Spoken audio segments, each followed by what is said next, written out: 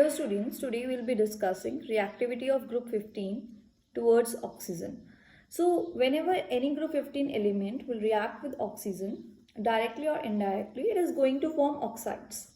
So here will be formation of oxides will take place. Now here we will be saying कि किस type की जो oxides होती हैं वो बनेंगी.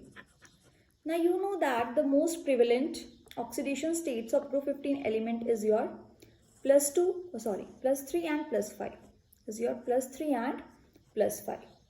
So the most common oxides made by the element, so the most common oxides made by this group is of the formula E2O3, where the element is in plus 3 oxidation state, and E2O5, here the element is in plus 5 oxidation state. So basically it is your trioxide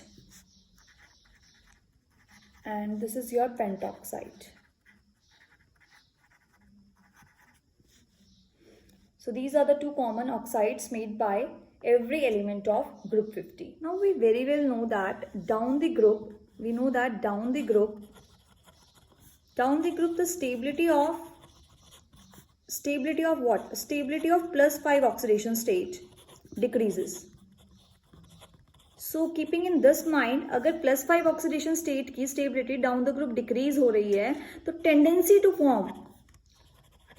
to form pentoxides, that is your E2O5. E2O5 decreases down the group.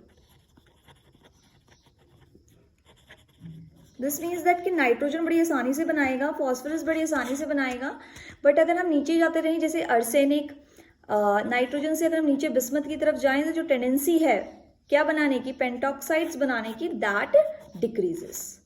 Now will discuss acidic character of oxides. So acidic character of oxides is directly proportional to the oxidation state of the element in oxide form. So यानी जितनी ज़्यादा आपकी oxidation state होगी element की, उतना ज़्यादा उसका acidic character होगा. So from here you can generalise कि अगर when element is in plus 5 oxidation state, उसकी ऑक्साइड ज़्यादा एसिडिक होगी as compare to in plus 3 oxidation state. Therefore you can say that oxides of type E2O5 will be more acidic than oxides of type E2O3. Now we are going to see how these trends vary along the group. Now here I have written all the trioxides along the group and here I have written the pentoxides along the group. Now as we move from top to bottom along the group, top to bottom जब हम move करेंगे तो acidic character, जो आपका acidic character होगा, that is going to decrease. It is going to, along the group it is going to decrease. या आपके पास decrease होगा. Acidic character is going to decrease. So we can say that N2O3 will be more acidic while Bi2O3 will be less acidic as compared to N2O3. अब यहाँ पे मैंने P4O6 लिखा है, basically dimer की फॉर्म में लिखा है. एक्चुअली P2O3 का अगर आप डाइमर यानी 2 यूनिट ले लेंगे तो P4O6 बन जाएगा. नाउ लेट अस सी कि क्या क्या इनका बिहेवियर होगा. तो आपकी जो N2O3 होती है, N2O3 and P4O6, these are completely acidic in nature. या आपके पास एसिडिक होती हैं.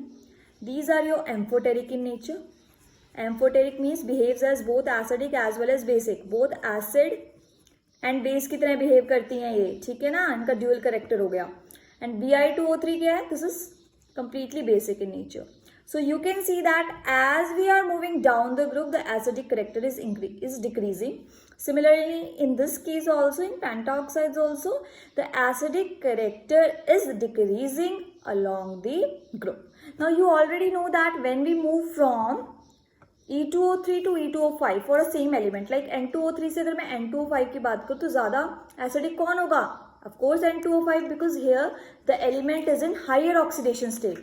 जितना एलिमेंट हाई ऑक्सीडेशन स्टेट में होगा उतना वो इलेक्ट्रॉन डेफिशिएंट होगा और इलेक्ट्रॉन को क्या करेगा, खींचेगा, तो एसिडिक करेक्टर उतना ज़्यादा होगा. तो यानी कि along this side your acidic character increases. So as you move from lower oxidation state to higher oxidation state, acidic character here is increasing. We have seen that most of the elements are forming only oxides in plus 3 and plus 5 oxidation state, but nitrogen forms oxides in oxidation state varying from +1 to +5. Now the reason being is that कि nitrogen has the ability to form, nitrogen has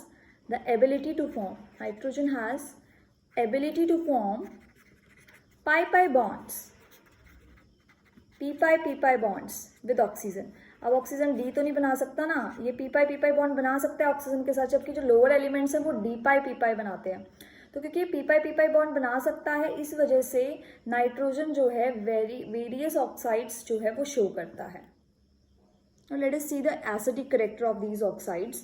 So you already know that the acidic character of oxides is directly proportional to the oxidation state of the element. So as we are moving from +1 to +5, the acidic character is going to obviously क्या होगा, increase होगा. So the acidic character is increasing because the oxidation state is increasing.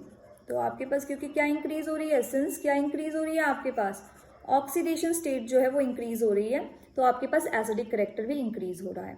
लेकिन अगर हम यहाँ पे बात करें, आपके पास N2O और NO होती हैं, जो N2O और NO होती हैं, these are neutral in nature.